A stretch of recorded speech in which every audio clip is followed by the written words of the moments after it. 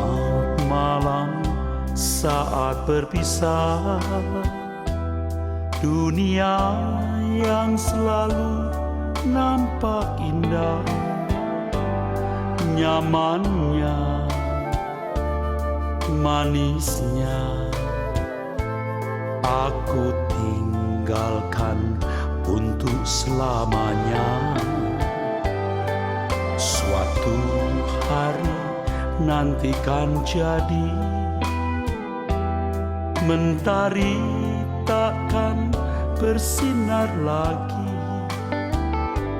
suasana mencekam, dunia yang semakin kelam.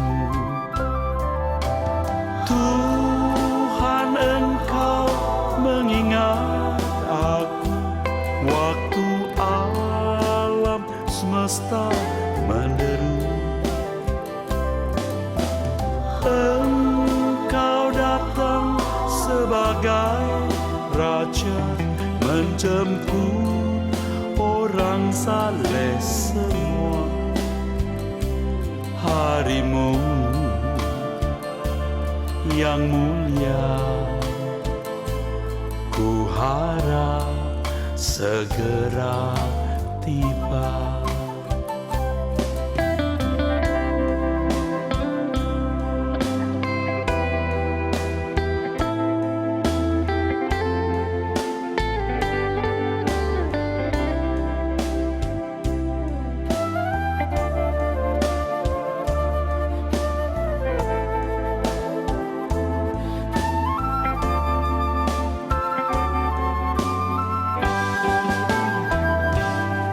Suatu hari nanti kan jadi, mentari takkan bersinar lagi, suasana mencekam, dunia yang semakin kelam.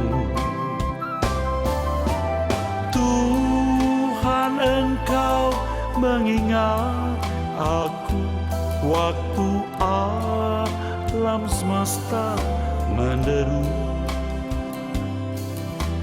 Engkau datang sebagai raja, menjemput orang saleh semua.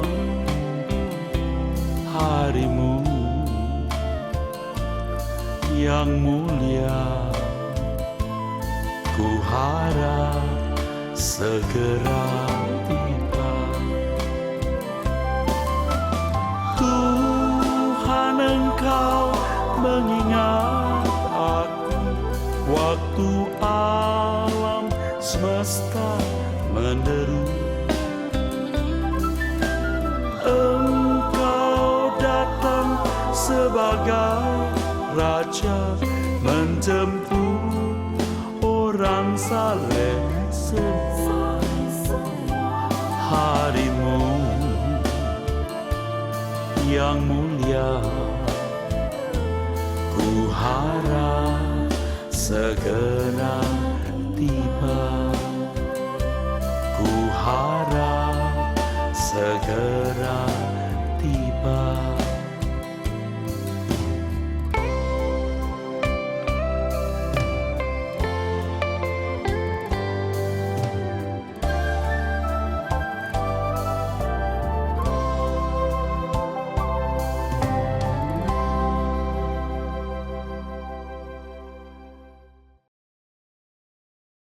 Shalom saudara sekalian, salam sejahtera dalam kasih Tuhan kita Yesus Kristus. Kita kembali jumpa dalam program Suara Kebenaran. Melalui program ini saya berharap saudara-saudara sekalian sungguh-sungguh diberkati oleh Tuhan. Saudara, di dalam Kolose pasal 3 ayat 3, Rasul Paulus berkata, kamu sudah mati. Kamu sudah mati. Apa maksud pernyataan Paulus ini? Tentu kematian di sini bukanlah kematian fisik atau kematian jasmani. Kamu sudah mati, Kolose 3 ayat 3. Dan hidupmu tersembunyi bersama dengan Kristus di dalam Allah. Kalimat ini maksudnya adalah bahwa dunia tidak lagi menjadi tujuan hidup kita. Dunia hanyalah media di mana kita mempersiapkan diri untuk masuk dunia yang akan datang. Dunia hanyalah media di mana kita mempersiapkan diri untuk masuk dunia yang akan datang. Ibarat anak manusia, saudaraku sekalian, dunia ini sekolah, dunia ini kampus, dunia ini tempat pelatihan, training center. Dunia bukanlah tujuan. Seperti anak sekolah, kampus bukanlah tujuan, tapi media untuk mencapai tujuan. Saudaraku sekalian, dunia adalah tempat sekolah kehidupan di mana diharapkan kita suatu hari dapat meraih gelar berkenan di hadapan Tuhan atau menyenangkan Tuhan. Pleasing God. Menyenangkan Allah. Kata mati dalam teks aslinya di ayat ini adalah apotenesko. Apotenesko, kata ini hendak menunjuk kematian secara natural. Kematian secara natural. Kata ini juga menunjukkan layunya pohon yang kering karena tidak mendapat air. Jadi kalau kita melihat pohon layu, kita berkata pohon ini mati. Apotenesko. Kata ini juga menunjukkan, saudaraku sekalian, ketidakberdayaan, ketidakmampuan sampai pada tingkat yang tidak bisa dibangkitkan atau dibangunkan kembali. Kalau dikatakan bahwa kamu telah mati, mati bagi dunia. Di sini maksudnya adalah anak-anak Tuhan yang benar tidak lagi atau tidak bisa lagi menyerap kesenangan kehidupan dari dunia ini. Kalau seseorang bisa bergairah hidup karena uang, karena fasilitas, materi, dan kehormatan dari dunia ini, berarti dia belum mati. Hidupnya belum tersembunyi bersama dengan Kristus di dalam Allah. Jadi kalau seseorang bisa bergairah hidup karena uang, karena fasilitas materi dan kehormatan dari dunia ini, berarti ia belum mati. Hidupnya belum tersembunyi bersama dengan Kristus di dalam Allah. Jadi orang Kristen yang normal, Kristen yang benar di mata Tuhan, itu orang Kristen yang tidak lagi bisa digairahkan oleh materi. Ya, ini sangat bertolak belakang dengan kehidupan manusia pada umumnya. Seseorang bisa bangun pagi-pagi, bisa sampai jauh malam, digairahkan oleh hasrat. Apakah itu mau menjadi kaya, agar memiliki berbagai fasilitas, apakah itu kehormatan, pangkat, gelar, dan lain sebagainya.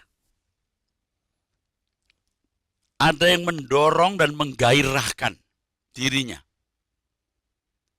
Ya. Ada sesuatu yang mendorong dan menggairahkan dirinya. Tetapi orang Kristen atau anak Tuhan tidak boleh hidupnya digerakkan, didorong, digairahkan oleh perkara-perkara dunia. Hanya satu yang menggairahkan hidup kita, mendorong hidup kita, memotivasi kita. Satu itu adalah Tuhan dan kerajaannya. Tuhan artinya bagaimana kita mengerti kehendaknya dan melakukan kehendak Tuhan dengan sempurna. Artinya itu, bagaimana kita secara total tunduk kepada Tuhan dan melakukan apa yang Dia ingini.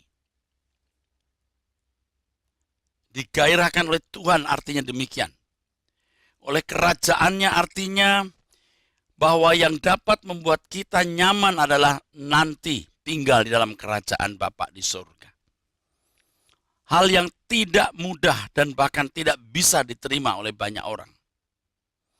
Tetapi kalau kita menjadi orang percaya yang benar, kita harus mampu berbuat demikian. Harus mampu menjalaninya. Orang-orang Kristen abad mula-mula, itu orang-orang Kristen yang memiliki gaya hidup demikian, saudara. Mereka disebut Kristus seperti Kristus, maksud saya mereka disebut Kristen artinya seperti Kristus karena gaya hidup mereka seperti gurunya, seperti Tuhannya. Yang salah satu prinsipnya adalah serigala mempunyai liang dan burung mempunyai sarang, tetapi anak manusia tidak memiliki tempat untuk meletakkan kepalanya. Khotbah seperti ini sudah tidak populer lagi. Tidak jun dengan keadaan dunia kita yang sangat duniawi. Tetapi tidak ada pilihan lain. Kalau Paulus mengatakan jika aku masih mau mencari perkenanan manusia, aku bukanlah hamba Allah. Paulus mengatakan ini dalam konteks ketika ia berbicara mengenai Injil palsu. Paulus dengan geramnya berkata, atau dengan gemasnya berkata, jika ada orang yang memberitakan Injil yang berbeda dari apa yang kami beritakan, sekalipun dia malaikat, terkutuklah. Jadi ada Injil yang bukan Injil yang murni. Yang kalau diberitakan Injil seperti itu memperkenan hati manusia. Tapi Paulus tidak. Ia menyampaikan Injil yang murni walaupun ia tidak disukai. Maka dia berkata, jika aku masih mencari kesukaan manusia atau perkenanan manusia, aku bukanlah hamba Kristus. Di sini saudaraku sekalian, Injil yang murni, Injil yang dihindari oleh banyak orang, bahkan juga tidak diketahui oleh banyak orang, termasuk pembicara. Teologi kemakmuran yang menekankan berkat jasmani sebenarnya menghancurkan bangunan iman Kristen yang sejati.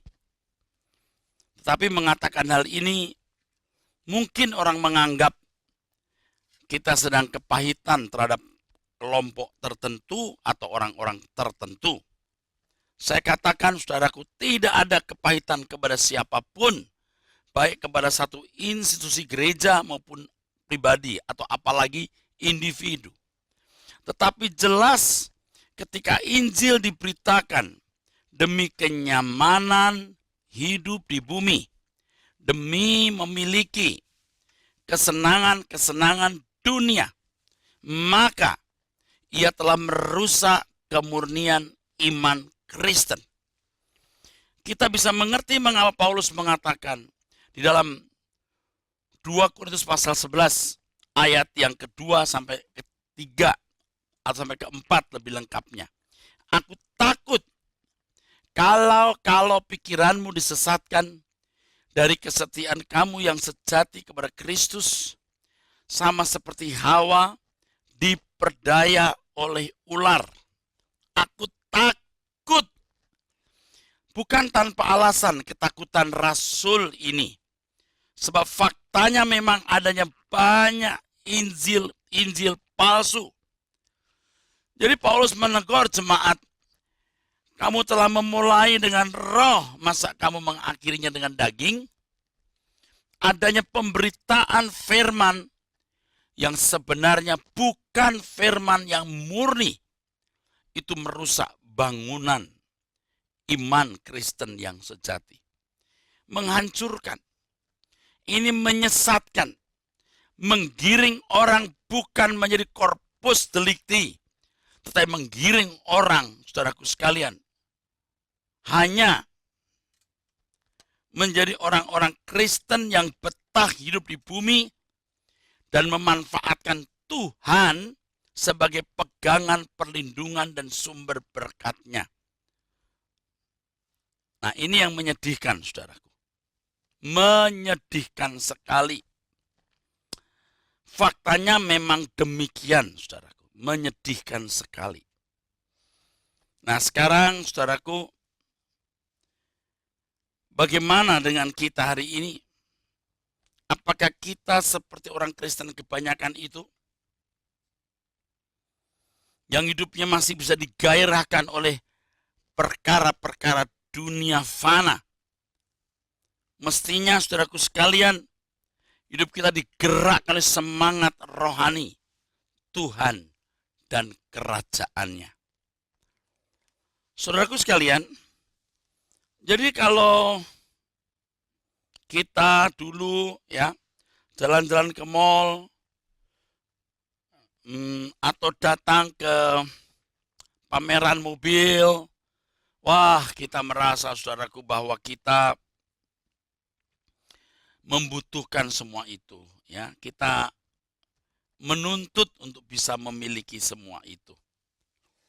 Tapi sekarang setelah kita bertumbuh dalam kebenaran, kalau kita pergi ke luar negeri, kita ke mall, kita lihat barang branded, ya. Kita sudah tidak lagi terikat. Mestinya begitu.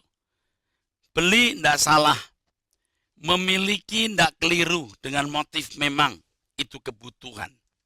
Ya, banyak orang tidak bisa bedakan mana kebutuhan, mana keinginan. Makanya jangan heran ada orang yang memiliki tas, sepatu dalam jumlah ratusan bahkan ribuan. Bukan tidak boleh, tidak patut. Sementara banyak orang tidak makan, tidak bisa sekolah, anak-anak gadis yang gagal sekolah karena biaya lalu jual diri menjadi PSK. Ada orang-orang yang menderita saking susahnya bunuh diri, gantung diri. Ya tidak bisa menyekolahkan anaknya. Lalu ada orang-orang yang bisa bermewah-mewah seperti itu. Ini susah dipahami. Kalau saya katakan jujur tidak bisa diterima. Nah, saudara mungkin berkata, apa salahnya? Ini duitku sendiri. Ini ku cari-cari sendiri kok, bukan orang lain, bukan uang orang lain. Oh iya. Tapi jangan lupa kalau saudara anak Tuhan, saudara orang Kristen, saudara milik Tuhan. Everything you have belongs to God. Ya, saudara harus menggunakan untuk kepentingan Tuhan. Jadi kalau kita belajar kebenaran firman Tuhan, kita mestinya harus tahu, saudaraku sekalian, bahwa orang Kristen itu memang, ya, hidupnya hanya digairahkan oleh Tuhan dan kerajaannya. Tidak digairahkan oleh perkara-perkara dunia fana. Kalau Paulus mengatakan kamu sudah mati, artinya Anda tahu apa? Kamu sudah tidak lagi bisa digairahkan oleh perkara-perkara dunia, oleh barang-barang dunia. Dari barang, kehormatan, pangkat, kenyamanan, dan lain sebagainya. Dan Paulus mengatakan itu pada zaman di mana orang Kristen sedang mengalami aniaya yang sangat hebat. Aniaya yang sangat luar biasa. Aniaya yang sangat luar biasa. Mereka harus kehilangan harta. Mereka harus kehilangan kekayaan. Mereka harus kehilangan keluarga. Mereka bahkan dianiaya sampai hukuman mati. Jadi memang dunia tertutup untuk mereka. Di kondisi begitu, saudara. Jadi kalau Paulus berkata kamu sudah mati, memang dunia waktu itu mengkondisi orang Kristen demikian. Jadi tidak ada orang Kristen yang setengah-setengah. Mau jadi Kristen berarti segalanya, rela kehilangan nyawa. Kalau enggak mau ya enggak usah jadi Kristen. Beda dengan hari ini. Menjadi Kristen tanpa pertaruhan. Menjadi Kristen tanpa kesulitan. Ya beragama Kristen saja. Pakai kalung salib, pergi ke gereja. Coba pada zaman itu berani pakai kalung salib. Ditangkap, dibunuh, dianiaya, saudaraku. Tetapi dengan kondisi dunia kita yang baik dan nyaman seperti ini. Artinya dunia di mana hak-hak asasi manusia dihargai. Apakah kemudian kita bisa mengurangi kebenaran Injil yang Tuhan ajarkan? Kalau Tuhan Yesus berkata, ikutlah aku. Itu dalamnya termasuk serigala mempunyai liang, burung mempunyai sarang, tetapi anak manusia tidak memiliki tempat untuk meletakkan kepalanya. Ini prinsip. Dan kalau kita mengikut Tuhan Yesus tidak bisa tidak memegang prinsip ini. Ikut Tuhan Yesus berarti ikut jejaknya. Jadi kalau kekristenan hanya menjadi lembaga agama, bisa dimengerti. Banyak orang Kristen hanya mengikut agama Kristen tapi tidak mengikut Tuhan Yesus. Tragis, tetapi ini faktanya, saudaraku sekalian. Nah, dalam hal ini, Tuhan mau mengajar kita untuk menjadikan Tuhan segalanya dalam hidup ini. Lord, you are my everything. Tuhan, engkaulah segalanya bagiku. Jadi semua yang kulakukan semata-mata hanya untuk kepentingan dan kesenangan Tuhan. Dan jika kita melakukan hal itu, saudaraku, kita akan sangat layak menjadi anggota keluarga kerajaan surga dan di bumi dilayakkan untuk kerja, mengabdi, melayani Tuhan. Banyak orang melayani Tuhan, tapi sebenarnya mereka belum melayani Tuhan secara benar, secara proporsional. Kenapa? Mereka belum dewasa. Belum. Mereka hanya melakukan pekerjaan gerejani, tapi bukan melayani Tuhan. Mari kita teruskan, saudaraku sekalian. Setelah Paulus mengatakan kamu sudah mati, artinya jelas orang-orang Kristen di kondisi untuk mati terhadap dunia. Dunia tertutup bagi mereka. Mereka tidak memiliki kesempatan, saudaraku, untuk menikmati dunia ini. Lalu selanjutnya, dan hidupmu tersembunyi bersama dengan Kristus di dalam Allah. Saudara tahu apa artinya tersembunyi bersama dengan Kristus di dalam Allah? Nah, harus dimengerti sekarang, saudaraku. Hidup tersembunyi bersama dengan Kristus. Kata tersembunyi dalam teks aslinya adalah krypto. Krypto selain berarti to hide, tersembunyi atau menyembunyikan, berarti juga to conceal, to cover, menutupi. Hidupmu tersembunyi bersama dengan Kristus artinya hidup kamu ditutupi, disil, dimeteraikan. Kata ini hendak menunjuk bahwa cara dan gaya hidup kita yang dulu benar-benar telah hilang atau harus hilang. Harus. Cara gaya hidup kita dulu harus hilang. Bagaimana sampai orang tidak menemukan kehidupan kita yang dahulu? Yaitu ketika kita tidak lagi memiliki fokus hidup dunia ini. Dengan berani kita memindahkan hati kita di surga. Beriman itu membutuhkan keberanian. Iman bukan hanya membutuhkan kesediaan. Iman juga berarti menyerahkan segala sesuatu kepada objek yang dipercayai.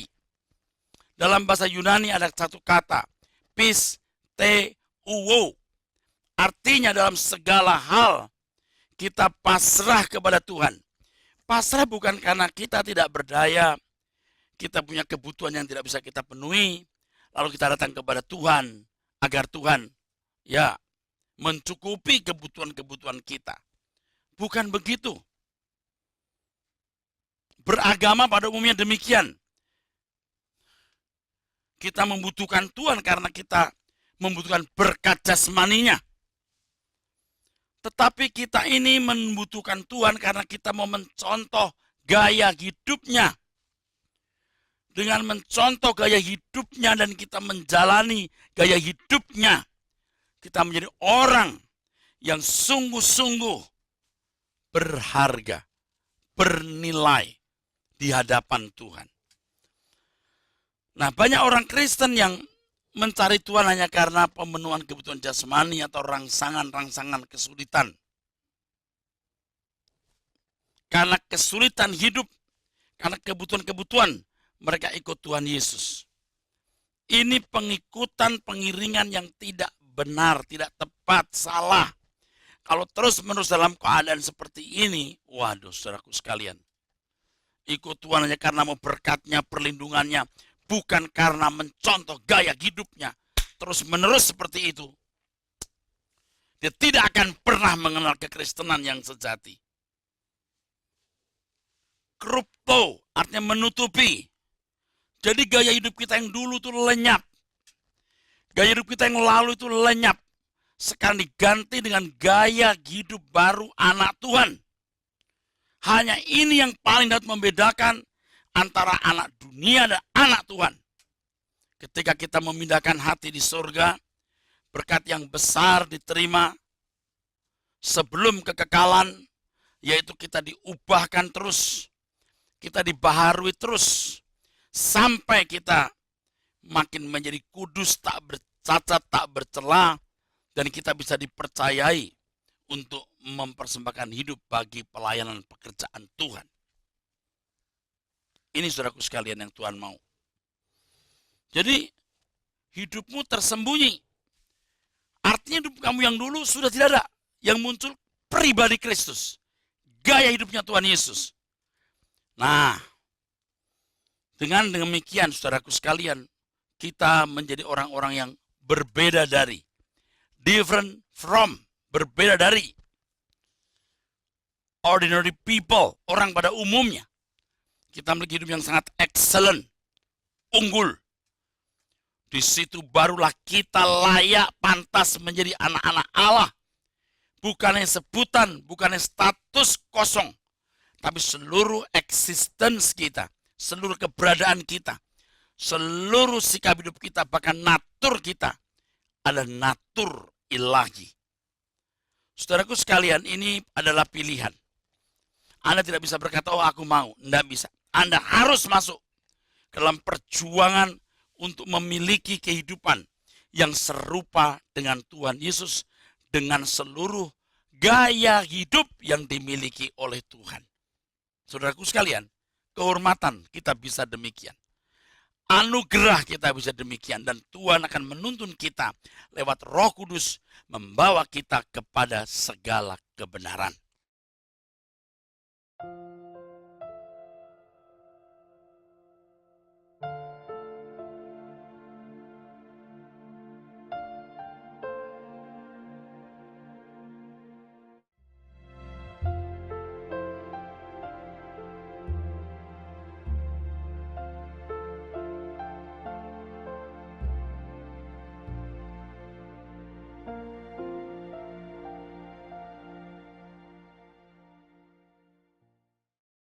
Saudara, kekristenan itu sangat unik. Bukan susah ditemukan padanannya, tapi tidak ada padanannya. Kekristenan memiliki standar yang sungguh-sungguh tidak bisa dimengerti oleh orang yang masih mau menikmati kenyamanan hidup di bumi. Kekristenan itu membuat orang menjadi sulit hidup, bukan menjadi orang bisa lebih mudah menjalani hidup. Jadi kalau orang menjadi Kristen, berarti dia membawa dirinya kepada kesulitan. Bukan karena sulit ekonomi, bukan karena sulit dalam arti umum, orang yang gagal studi rumah tangga, bukan. Sulitnya adalah ketika seseorang harus meninggalkan semua ikatan dengan dunia, lalu memindahkan hati di dalam kerajaan surga. Jadi, harus merasa dia sudah selesai menjalani hidup ini. Dia harus sudah merasa bahwa dia telah selesai menjalani hidup. Dia merasa telah finish. Tidak ada lagi yang dicari. Anda mungkin berkata lah, kalau begitu jadi pesimis Pak. Nggak kerja, nggak kuliah, nggak sekolah, nggak karir, tidak karir. Oh bukan. Kalaupun sekolah, kalaupun kuliah, kalaupun karir, harus. Bisnis, berumah tangga, everything we do for God's glory. Kita lakukan semua untuk kemuliaan Allah. Jadi memang ini konsekuensi orang yang ditebus oleh darah Tuhan Yesus. Ini yang membedakan kekristenan dengan banyak agama dan keyakinan. Kekristenan merenggut seluruh hidup kita. Jadi fokus kita mengerucut bagaimana kita menjadi sempurna seperti Bapa di surga, dan bagaimana kita menolong orang juga menjadi sempurna. Itu saja intinya. Pelayanan itu intinya cuma itu, saudaraku. Bukan yang lain-lain. Nah, banyak kegiatan-kegiatan gereja yang sebenarnya menyimpang dari maksud tujuan kekristenan diadakan atau pelayanan itu diadakan. Banyak kesibukan di dalam gereja, kegiatan-kegiatan gereja, dari kegiatan-kegiatan PA, pemuritan, misi, diakonia, sosial. Tapi luput, lepas dari kebenaran maksud utama keselamatan diberikan. Yaitu bagaimana menjadi sempurna seperti Bapa. Kesempurnaan hidup yang diperagakan oleh Tuhan Yesus. Dan menolong orang lain juga masuk ke dalam itu. Kehidupan seperti itu. Memang penyimpangan ini, saudara, sering tidak disadari. Saya mengatakan ini bukan sebagai orang yang tidak pernah gagal. Justru karena saya pernah gagal, saya mengerti kegagalan itu. Dari muda saya sudah aktif dalam kegiatan gereja. Dari guru sekolah minggu, ketua pemuda, wakil gembala sidang, jadi gembala sidang, jadi guru sekolah teologi, jadi dekan fakultas teologi, jadi rektor. Saya mau menjalani. Saya bukan hanya jadi pendeta, tapi juga gurunya pendeta. Kalau saya mengajar untuk mahasiswa pasca sarjana yang levelnya strata 2, master teologi atau strata 3, doktor teologi. Saudaraku sekalian, saya mengajar para pendeta. Tetapi saya sendiri belum sungguh-sungguh memiliki pelayanan yang mengerucut. Yaitu bagaimana menjadi sempurna seperti Kristus dan menolong orang lain untuk menjadi sempurna seperti itu. Seringkali, ya saudaraku sekalian, dan faktanya memang demikian. Apa yang dipelajari sekolah teologi hanya transfer knowledge. Lalu mereka yang lulus sekolah teologi khutbah di jemaat juga transfer knowledge. Mestinya kan tidak seperti itu semata-mata, saudara. Bagaimana kebenaran harus dipahami dengan kaidah-kaidah hermeneutik eksegesis ya yang diangkat dari Alkitab. Itu tidak bisa ditawar mutlak. Memahami isi Alkitab harus dengan kaidah hermeneutik eksegesis yang benar. Tetapi di pihak lain, orang harus betul-betul mengalami firman itu. Mengalami firman Tuhan. Membagikannya kepada orang lain. Dan menjadi contoh dari kehidupan seorang yang benar-benar mengenakan pribadi Kristus. Kita tidak akan pernah bisa menjadi saksi, saudara, kalau kita tidak menampilkan kehidupan Tuhan Yesus. Sama seperti Anda tidak bisa jual obat susut perut kalau Anda punya perut buncit. Bagaimana orang mau membeli obat saudara yang katanya bisa menyusutkan kebuncitan perut?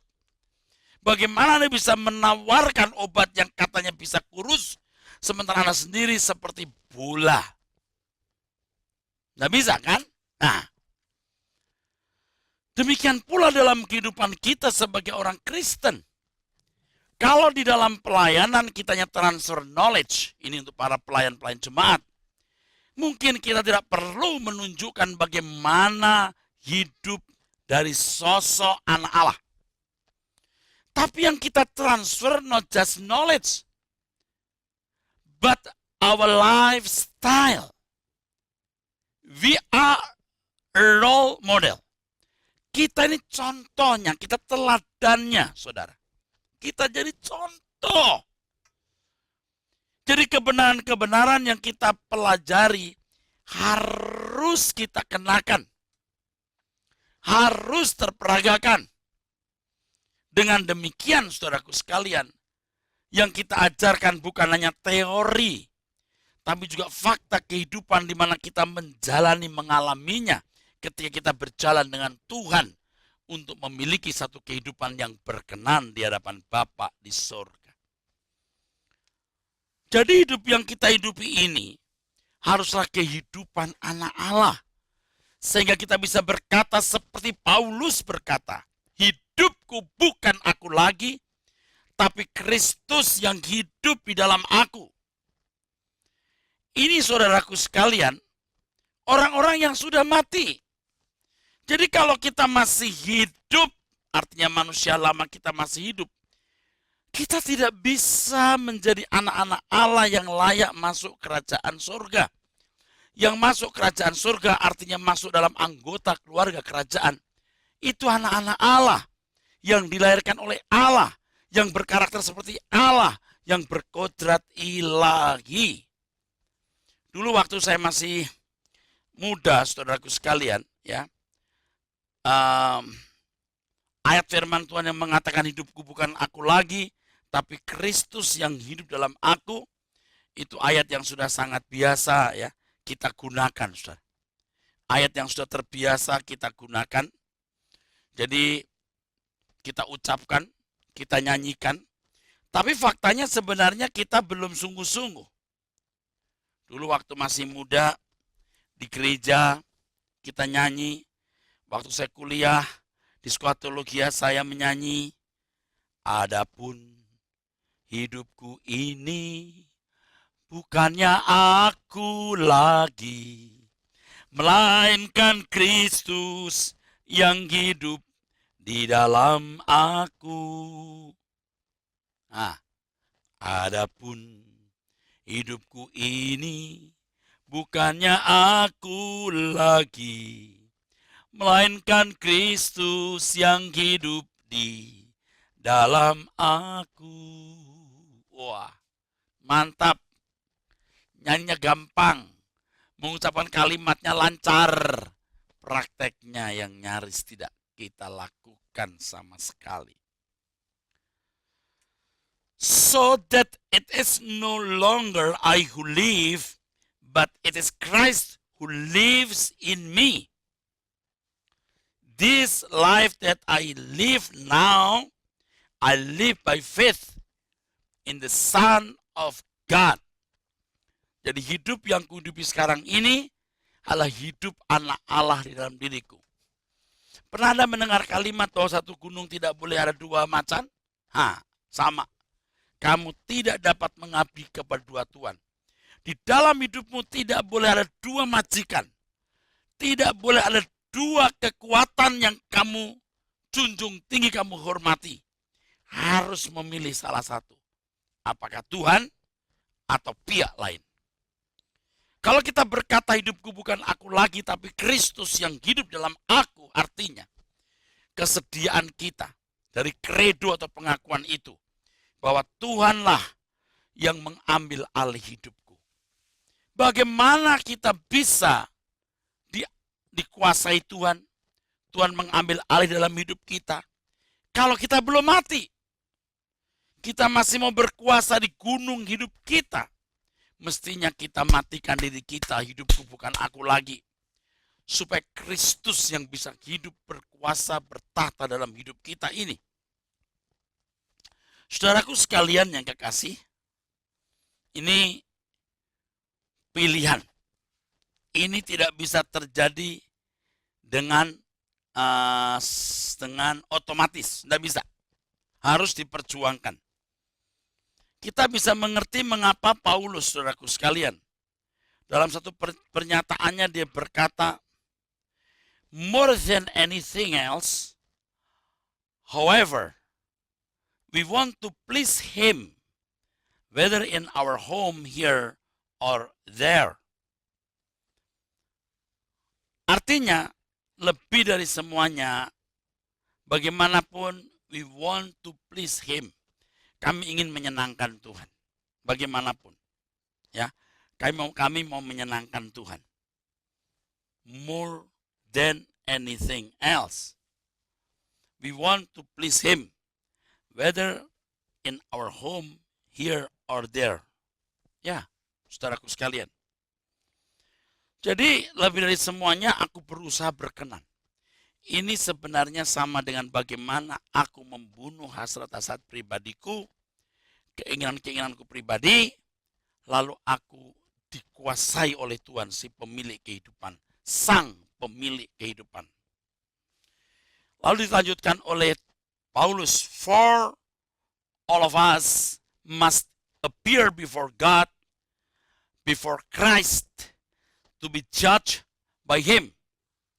We will each receive what we deserve according to everything we have done, good or bad, in our body life. Jadi saudaraku sekalian, semua kita akan menghadap tahta pengadilan Kristus. Dan Tuhan akan melihat apakah kita memiliki pribadi seperti putra tunggalnya Tuhan Yesus. Maka Paulus berkata, aku berusaha, baik aku diam dalam tubuh ini maupun di luarnya. Artinya kapanpun, dimanapun aku mau menyenangkan hati Tuhan. Ini satu bentuk dari komitmen seseorang yang sungguh-sungguh mau menjadi Kristen sejati. Dan kita bisa membaca track recordnya Paulus, seorang yang benar-benar hebat. Hebat. Dia seorang yang benar-benar hebat. Dia rela kehilangan segala sesuatu seperti gurunya, Tuhan Yesus. Paulus melepaskan semuanya dan menganggapnya sampah supaya dia memperoleh Kristus. Paulus berani bertaruh apapun dan bagaimanapun demi kepentingan kerajaan surga. Jadi bisa dibayangkan kalau ada orang-orang pada zaman itu, tetangga-tetangga Paulus yang namanya Saulus atau keluarga besarnya sendiri, satu kali melihat Paulus benar-benar different from he was. Beda dengan dia dulu. Nah, di sini orang Kristen, saudaraku, baru bisa membuktikan keselamatan dari Tuhan itu. Keselamatan dari Tuhan yang kita terima tidak cukup jadi orang bermoral baik dan mulai ke gereja. Tidak cukup dengan memberi uang. Tidak cukup. tapi dengan tindakan konkret. Bagaimana seseorang sungguh-sungguh memiliki kehidupan seperti Kristus. Dan nanti di hadapan tahta pengadilan Allah, Allah mau melihat apakah hati kita benar-benar sungguh-sungguh berkenan. Hati kita terarah kepada Tuhan dan berkenan di hadapan Tuhan. Ini merupakan satu keputusan yang harus kita ambil. Paulus itu luar biasa. Walaupun dia bukan saksi mata langsung apa yang diajarkan Tuhan. Dia bukan saksi langsung yang melihat Tuhan Yesus naik ke surga. Tetapi Paulus begitu percaya kepada Tuhannya. Dan rela kehilangan segala sesuatu demi majikan agungnya ini. Luar biasa. Nah, kekristenan seperti ini kan jadi tidak populer, saudara. Sebab yang diajarkan selama ini, kalian bolehlah hidup seperti orang lain hidup. Jangan ekstrim-ekstrim ya. Memang pendeta pembicara di mimbar tidak berkata, jangan ekstrim-ekstrim ya.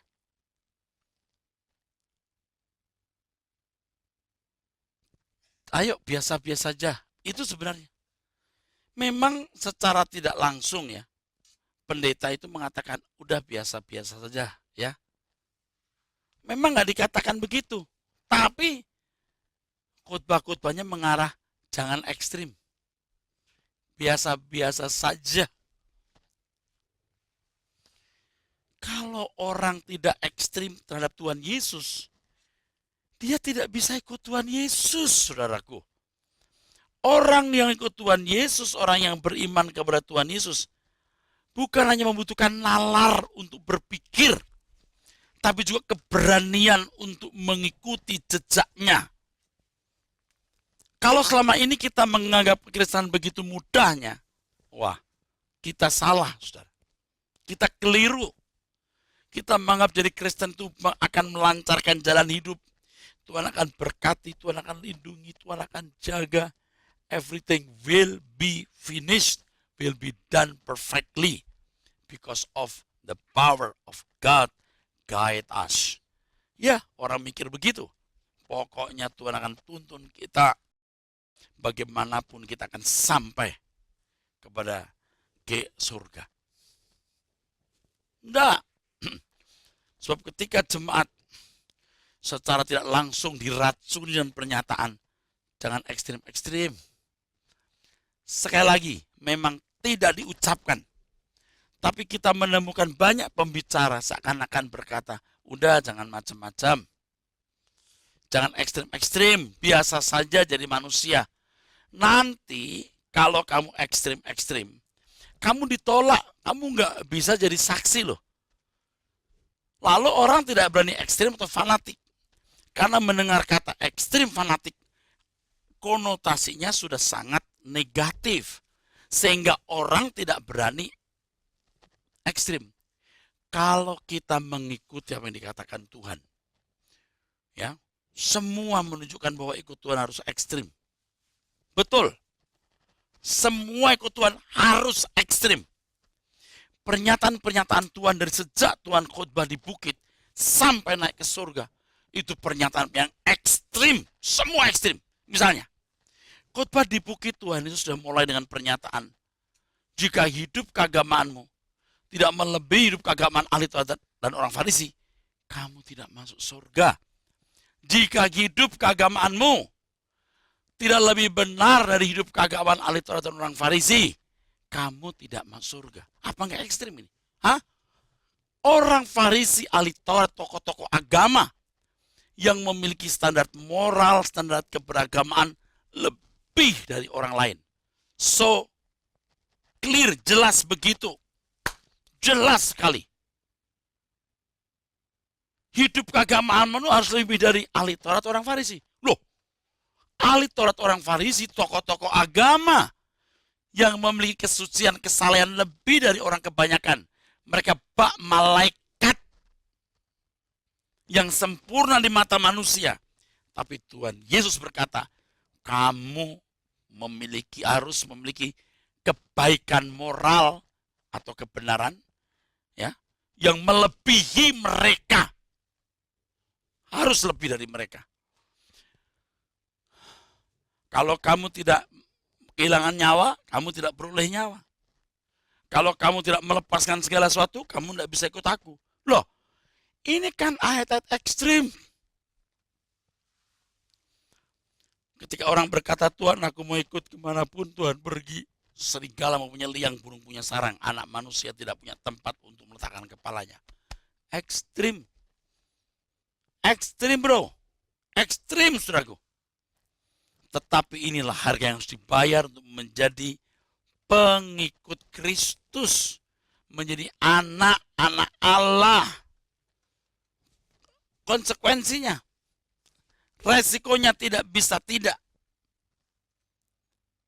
Harus berani masuk kepada ekstrim. Keputusan ekstrim, tindakan ekstrim, kelakuan ekstrim. Harus. Jika tidak ekstrim, dia tidak akan bisa ikut Tuhan Yesus. Dalam tindakan, dalam perkataan, dalam segala hal yang kita lakukan harus ekstrim untuk kepentingan Tuhan. Jika demikian, dia baru bisa menjadi pengikut Kristus yang sejati. Jual segala milikmu, bagikan kepada orang miskin, datang kembali ikutlah aku. Matius 19. Kamu harus melepaskan semua ikatan. Tidak punya apa-apa, datang kembali ikutlah aku. Ekstrim. Jadi kalau kita tidak ekstrim, kita tidak akan pernah bisa menjadi pengikut Yesus yang sejati. Jadi yang dibutuhkan bukan hanya keberanian berpikir, tapi keberanian bertindak dengan segala resiko yang harus kita pikul. Ya, harus berani. Pikul semua tanggung jawab, resiko dari sikap ekstrim mengikut Tuhan Yesus. Nggak lama, suatu saat Tuhan akan datang kembali dengan menjemput kita, saudaraku. Supaya di mana kita ada, Tuhan juga ada. Kalau kita ekstrim demikian, kita baru bisa berkata kepada Tuhan, bawa aku ke sana, ajar aku setia, mengerti semua maksud dan jalanmu. Tak ku ingini lagi indahnya dunia ini, karena ku yakin yang kau sediakan sempurna. Bawa aku ke sana, ajar aku setia, mengerti semua maksud dan jalanmu. Saudara, kalau kita benar-benar mati bagi dunia dengan segala kesenangannya, wah, kita baru bisa menghadirkan Tuhan yang hidup di dalam diri kita. Kita berkerinduan untuk bertemu dengan Tuhan dengan pujian, bawa aku ke sana. Tak ku ingini lagi dunia dengan segala kesenangannya. Saudara, Kristen sejati ini, kita mulai kenakan yuk. Sejak sekarang Anda mendengar firman Tuhan ini. Minta hikmat Roh Kudus yang mencerai pikiranmu, mencerai pikiranku, supaya kita bisa mengerti apa yang harus kita lakukan. Bagaimana kita mengisi hidup kita, memaknai hari hidup kita. Saudara, demikianlah kebenaran yang sudah saya bagikan. Suara kebenaran akan hadir, ya, sesuai dengan waktu yang disediakan di program ini, di waktu yang sama. Kami berharap setiap kali kami menyampaikan firman, saudara sudah siap untuk mendapat pelajaran rohani dan berkat Tuhan yang tiada tara ini. Sampai jumpa saudara sekalian. Tuhan memberkati saudara semua. Sola Gracia.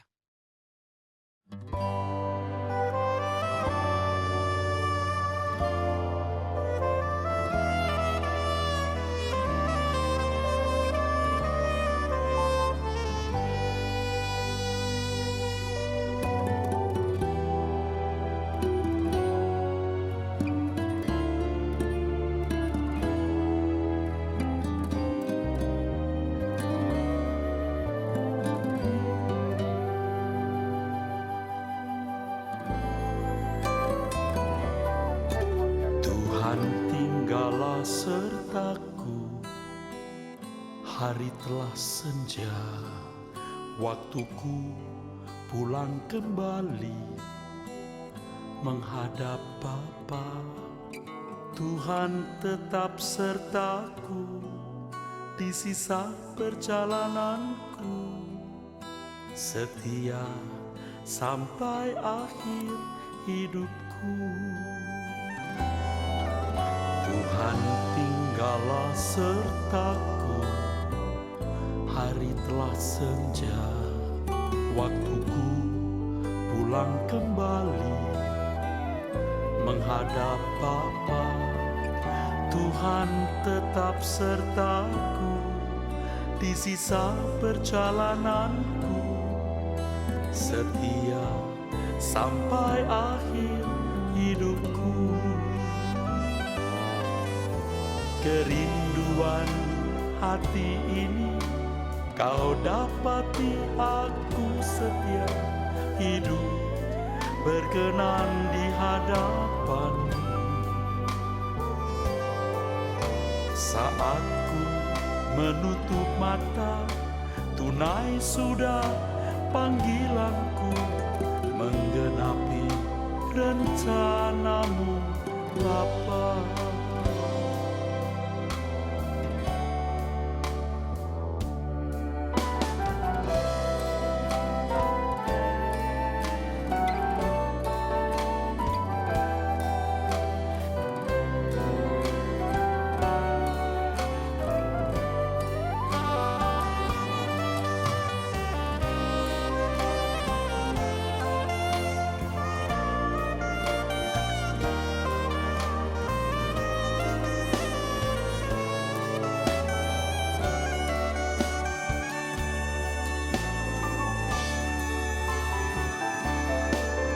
Tuhan tinggallah sertaku, hari telah senja, waktuku pulang kembali menghadap Bapa. Tuhan tetap sertaku di sisa perjalananku, setia sampai akhir hidupku. Kerinduan hati ini Kau dapati, aku setia hidup berkenan di hadapan-Mu. Saat ku menutup mata, tunai sudah panggilanku, menggenapi rencana-Mu Bapa. Kerinduan hati ini Kau dapati, aku setia hidup berkenan di hadapan-Mu. Saat ku menutup mata, tunai sudah panggilanku, menggenapi rencana-Mu Bapa. Saat ku menutup mata, tunai sudah panggilanku, menggenapi rencana-Mu Bapa. Menggenapi rencana